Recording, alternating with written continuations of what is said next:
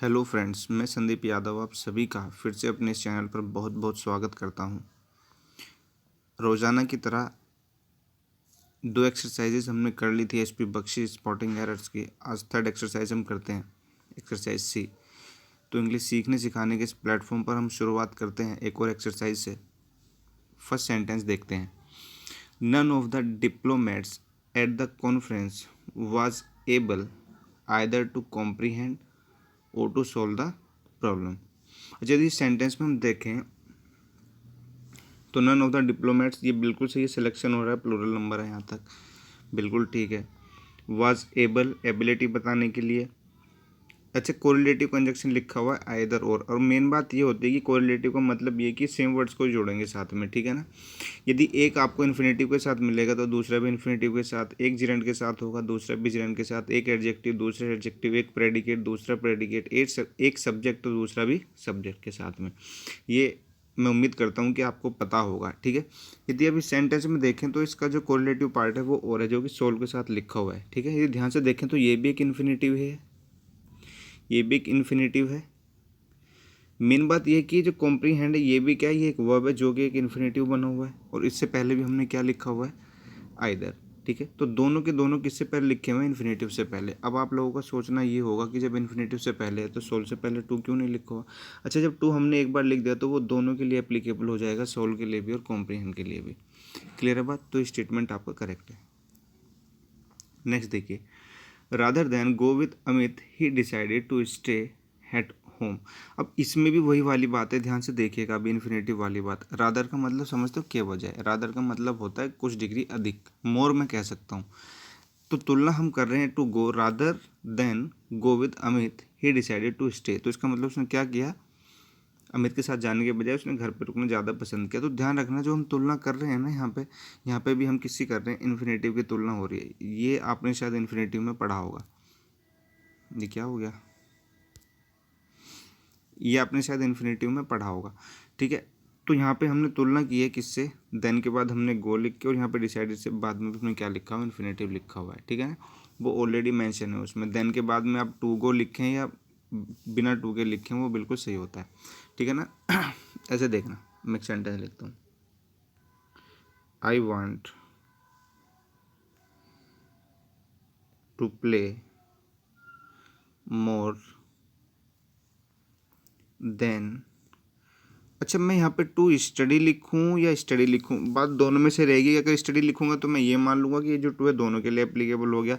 अगर मैं टू लिख रहा हूँ तो मुझे सिर्फ दिख रहा है कि दोनों का मैं कंपैरिजन इक्वल कर रहा हूँ, क्योंकि कंपैरिजन हमेशा इक्वल ही किया जाता है, ठीक है ना। जिरेंट का जिरेंट से, इन्फिनेटिव का इन्फिनेटिव से, सब्जेक्ट का सब्जेक्ट से, ऑब्जेक्ट का ऑब्जेक्ट से। तो ये बिल्कुल कॉमन सी बात है। तो ये सेंटेंस भी आपका सही हो जाएगा, इसमें कोई एरर आपका नहीं है। कोशिश करूँगा कि आपको ठीक से दिख पाए क्वेश्चन। थर्ड देखिए, he always practise justice and care for moral principle. देखिए यहाँ पे गड़बड़ हो गई है। एक मेन बात है कि दो वर्ड होते हैं, एक तो होता है प्रैक्टिस, मीनिंग अपना निकालते रहना जो आपको हिंदी में पता है, एक ये प्रैक्टिस होता है। बस मेन बात ये है कि ये जो वाला प्रैक्टिस है आपका, ये होती है वर्ब और ये होता है नाउन। इसका मतलब सब्जेक्ट या ऑब्जेक्ट बना के ये लिखा जाता है और ये लिखा जाता है वर्ब की जगह पे। तो बस वही इन्होंने यहाँ पे गलती कर दी है। जो प्रैक्टिस लिखा हुआ है ना यहाँ पे, इसे प्रैक्टिस लिखिए।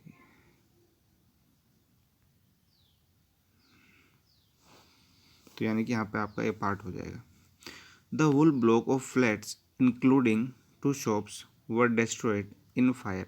अच्छा, इस सेंटेंस में यदि हम देखने लगे एक बार, तो जो ऑफ लिखा हुआ है ये प्रीपोजिशन है, फ्लैट इसका ऑब्जेक्ट है, इंक्लूडिंग जो है ये पार्टिसिपल प्रीपोजिशन है, इसके बाद भी क्या टू शॉप्स इसका ऑब्जेक्ट लिखा हुआ है। तो मेन बात ले दे के ये बचती है, ये ब्लॉक जो लिखा हुआ है ये हमारा सब्जेक्ट है। अच्छा, ये सिंगुलर है तो वर्ब भी कैसी आनी चाहिए, सिंगुलर आनी चाहिए। तो ये जो वर्ड लिखा हुआ है इसकी जगह पर वाज आ जाएगा। Next, he feels his trouble as much or even more than they. अच्छा, जितनी भी डिग्री लिखी हुई है ना, आपको उससे कंप्लीट वर्ड वहाँ पे लिख कर देने होंगे। ध्यान से देखना। कंपैरिजन किया जा रहा है और दो डिग्रियों से किया जा रहा है, एक तो पॉजिटिव डिग्री से और एक कंपैरेटिव डिग्री से। कंपैरेटिव डिग्री में तो हमने मोर लिख के दे लिख दिया है, ठीक है ना, ही के साथ कंपैरिजन हो रहा है, ठीक है ना। और दूसरे में हम क्या लिख रहे हैं, he is troubles as much as, ठीक है ना। कैसा फील करता है ट्रबल को, बिल्कुल या तो इक्वली या उससे अधिक देन से। तो 2 डिग्री हैं, पॉजिटिव और कंपैरेटिव। तो ये जो पॉजिटिव डिग्री होती है ना, इसका पूरा स्ट्रक्चर क्या कहता है कि पॉजिटिव में आप लिखते हैं एज और एडजेक्टिव और एज एडजेक्टिव और एज। तो बस ये गलत हो गया, यहाँ पे एज मच एज लिखिए, ये एडजेक्टिव का पार्ट है। देखो मैं कभी कभी कह देता हूँ ना, ठीक है ना, बस जितने तुम ईमानदार हो उतना मैं भी हूँ, है ना। हो सकता है कि मैं तुमसे ज़्यादा भी हूँ। तो दोनों जगह पे मैंने कंपैरिजन किया, एक तो पॉजिटिव डिग्री से किया जहाँ पे मैं एज से लिख रहा हूँ, और एक में मैंने देन से, इवन मोर देन यू। ठीक है, क्लियर हो रही है बातें। चलिए नेक्स्ट देखिए, such rules don't apply to you and I. ये बड़ा सिंपल है। टू हो गई प्रीपोजिशन, यू हो गया इसका ऑब्जेक्ट, एंड से जुड़ा हुआ है तो आई भी ऑब्जेक्ट ही है, तो मी लिखो यहाँ पे आई की जगह। Next, it is a 9:45 bye my watch. कितने बजे हुए हैं घड़ी में, मेरी घड़ी कितना टाइम बता रही है आपको, ठीक है। अच्छा, 9:45 का मतलब क्या है कि अभी 10 बजने में क्वार्टर बाकी है। क्वार्टर का मतलब 15 मिनट बाकी हैं, तो इसका मतलब क्या हो गया, सीधा सीधा 9:45। ठीक है, ये बिल्कुल सही है। अगर टाइम में प्रॉब्लम आती है कि ये टाइम लिखे कैसे जाते हैं इंग्लिश में, तो मुझे कमेंट करके बता देना, मैं एक अलग वीडियो डाल दूंगा इस पर, ठीक है। तो स्टेटमेंट सही है आपका। I like reading more than to playing, अभी बताया कंपैरिजन, ठीक है। किस किस का कंपैरिजन हो रहा है, रीडिंग का कंपैरिजन हो रहा है प्ले से। अच्छा, ये जो रीडिंग है लाइक के बाद ये जिरेंट लिखा हुआ है, तो जिरेंट की तुलना जिरेंट से ही होगी, ठीक है। तो जो टू प्ले लिखा हुआ है, प्लेइंग लिख लीजिए। ये जो टू प्लेइंग लिखा हुआ है इसे प्लेइंग लिख लीजिए। Next, the sum and substance of this poem is as follows. देखिए, यदि 2 वर्ड एंड से जुड़े हैं और बिल्कुल सेम मीनिंग लेके चल रहे हैं, बिल्कुल सेम मीनिंग लेके चल रहे हैं, तो आप उन्हें कितनी बार भी एंड से जोड़ लीजिए, कितने भी उसके सिनोनिम लिखिए, वो मीनिंग एक ही काउंट होगा, ठीक है ना। यानी कि एक बार में लिखा जाएगा। सम का मतलब आप समझते हो, कोई चैप्टर है उसका सम का मतलब क्या, उसका टोटल। सब्सटेंस का मतलब होता है उसका एसेंस, उसका सार। तो बात तो वही कही जा रही है, और है ये एक यूनिट ही, एक यूनिट के रूप में काम कर रहे हैं, तो वह भी कैसे आएगी, सिंगुलर आएगी। ये बिल्कुल सही है सेंटेंस, ये सेंटेंस बिल्कुल सही है, ठीक है। ऐसे बहुत सारे सेंटेंसेस हो सकते हैं, ठीक है ना। यदि आप बुक वगैरह पढ़ते होंगे तो आप मुझे एक बात बताएं, अगर मैं कहता हूँ bread, sorry BREAD, bread and butter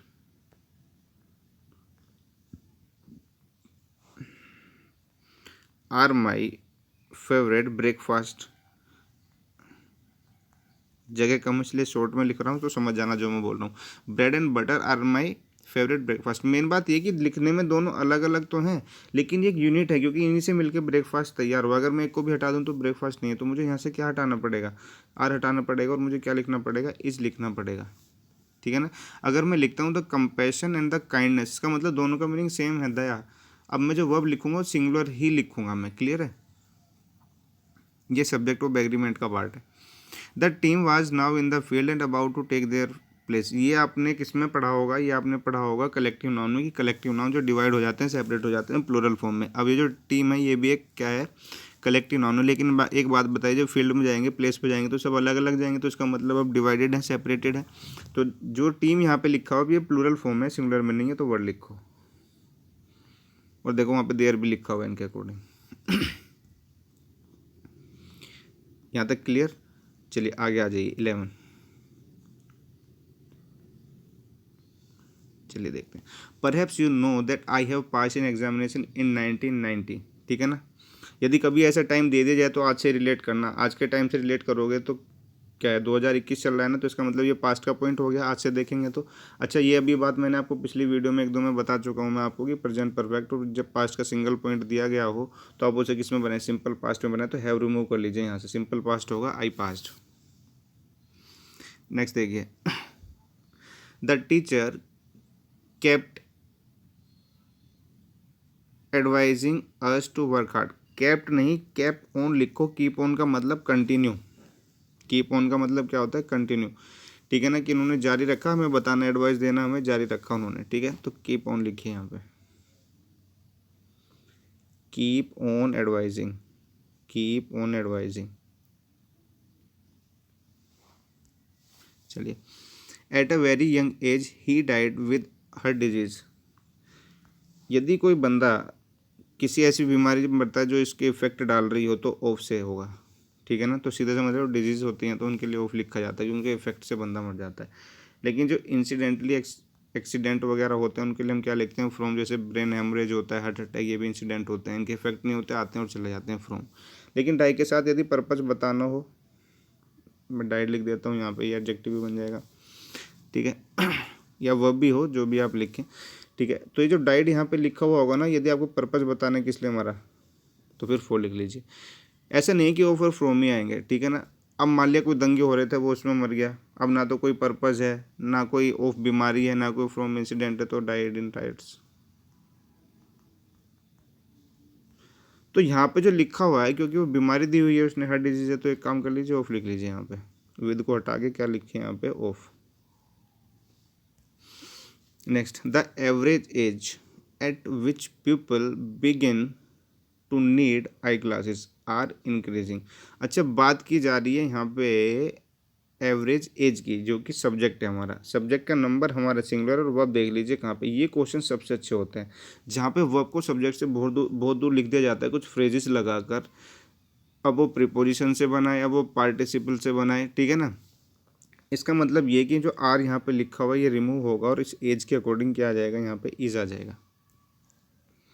next देखिए, he is trying to earn money for myself and him. ये आपको भी पता है कि जो एम्फेटिक रिफ्लेक्सिव प्रोनाउन होते हैं, रिफ्लेक्सिव प्रोनाउन, जब तक उनका नाउन का यूज़ एक बार ना किया जाए तब तक हम इन्हें बनाएंगे नहीं। अगर हम माई सेल्फ लिख रहे हैं तो किसके लिए हमने लिखा है, वो तो आई तो मेंशन नहीं है यहाँ पे कुछ भी, तो सीधे से मतलब ये माई सेल्फ नहीं रहा होगा, ये मी रहा होगा, for me. Next, we Indians don't understand that driving vehicles require care and skill, या फिर नो एरर। देखिए, जो ड्राइविंग यहाँ पे लिखा हुआ है ये एक जिरेंट जो सब्जेक्ट बन के आया हुआ है, ठीक है ना। वर्ब की फॉर्म जो इन्फिनेटिव या जिरेंट या पार्टिसिपल बन के आती हैं वो बन तो जाते हैं, लेकिन ध्यान रखना उसमें पहला एट्रीब्यूट वर्ब का होता है। यदि वो ट्रांजिटिव है तो ऑब्जेक्ट वो लेके चलेंगे ही चलेंगे, वो लेके बिल्कुल चलेंगे। अब जो ड्राइविंग है ना, ड्राइविंग वॉट व्हीकल, तो जो व्हीकल है ये इसका ऑब्जेक्ट हो जाएगा, तो सब्जेक्ट तो हमारा ड्राइविंग हो गया, सब्जेक्ट हो गया हमारा ड्राइविंग, तो जिरेंट होता है सिंगुलर, तो ये जो रिक्वायर्ड लिखा हुआ है इसे रिक्वायर्स कर लो, इससे रिक्वायर्स कर लो, ठीक है ना।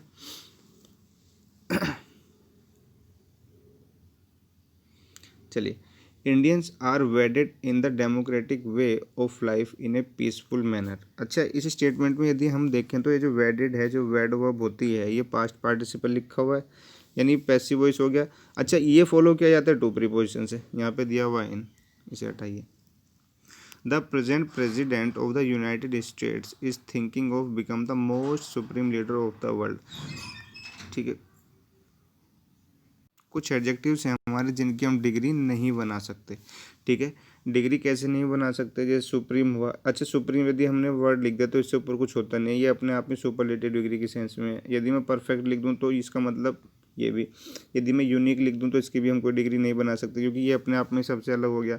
यूनिक की बात करूँ तो मैचलेस भी मैं कह सकता हूँ। तो ऐसे बहुत सारे वर्ड हैं हमारे जिनका हम क्या नहीं बना सकते, ना तो कंपैरेटिव ना सुपरलेटिव डिग्री। क्लियर है, तो उसमें से कि सुप्रीम भी लिखा हुआ है, ठीक है। सुप्रीम से पहले जो मोस्ट लिखा हुआ है इसे यहाँ से हटा लीजिए, ये गलत दे दिया आपको।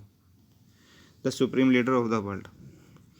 Although the truck was moving very fast, the driver stopped it in a skillfully manner. देखिए, अब ये मैनर हो गया, मैनर बताने के लिए फ्रेज लिखी गई है। लिखने को यहाँ पे स्किलफुली भी लिखोगे तो भी करेक्ट हो जाएगा पूरे के पूरे डी पार्ट में, क्योंकि स्टॉप किया, हाउ कैसे किया, तरीका बताना है, तो स्किलफुल एडजेक्टिव होता है, एलवाई लगा के उसका मैनर बना दिया जाएगा। तो एक तरीका तो ये कि पूरे डी पार्ट में स्किलफुली मैनर ना लिखे, क्या लिख लीजिए, स्किलफुली। दूसरा तरीका, यदि मैनर लगा के ही लिखना चाहते हो तो ध्यान से देखना, ये मैनर हो गया नाउन। अब नाउन को डिफाइन करेगा एडजेक्टिव, एडवर्ब तो नहीं करेगी, तो यहाँ पे स्किलफुल लिखना पड़ेगा। फिर यहाँ पे लिखोगे आप skilful.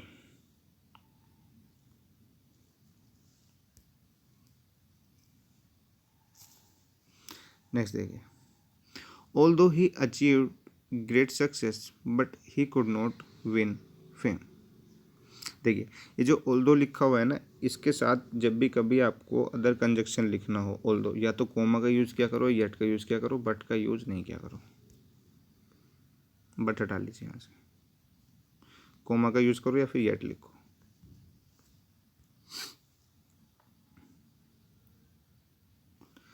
I pretended as if interested in conversation.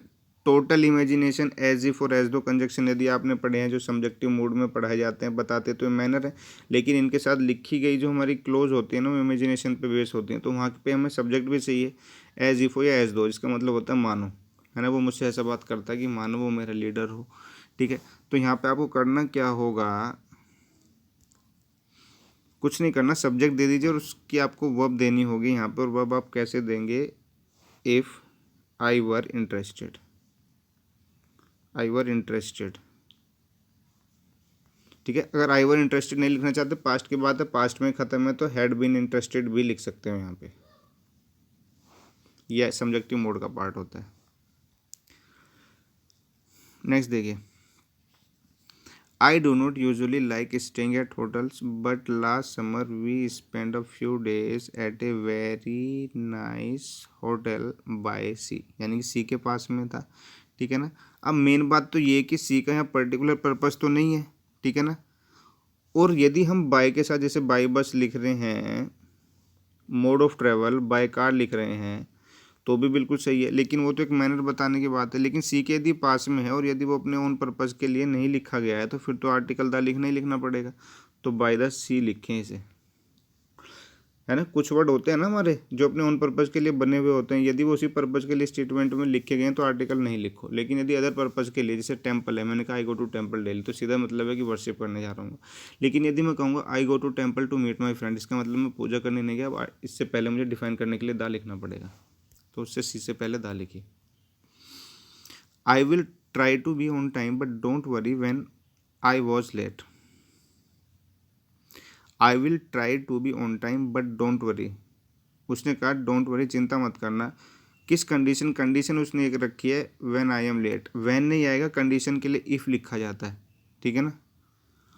उसी कंडीशन पे उसे वरी ना रहने को कहा गया कि जब मैं लेट हो जाऊँ, ठीक है ना, जब मैं लेट हो जाऊँ। तो ये जो मैं लिखा हुआ है इसकी जगह पर क्या लिख लें, इफ़ लिख लें।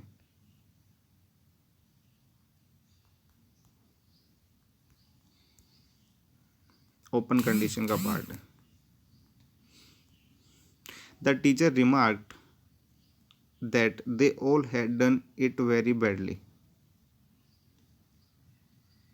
The teacher remarked what, that they had done it very badly. Statement सही है, नो एरर, स्टेटमेंट सही है, नो एरर, ओके।